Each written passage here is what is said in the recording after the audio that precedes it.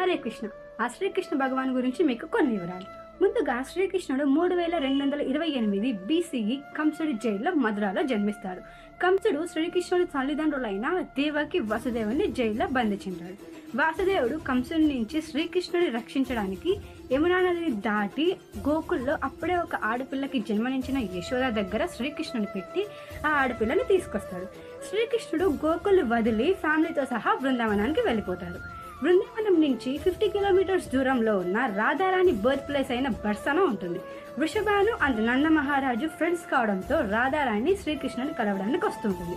ఆ తర్వాత శ్రీకృష్ణుడు మళ్ళీ మధుర వెళ్ళి కంసుని చంపి జైల్లో ఉన్న తల్లిదండ్రులను విడిపిస్తాడు. ఆ తర్వాత శ్రీకృష్ణుడు అండ్ బలరాముడు గురుకుల్ వెళ్ళి సంధిముని గారి దగ్గర శస్త్రవిద్యలు నేర్చుకుంటారు.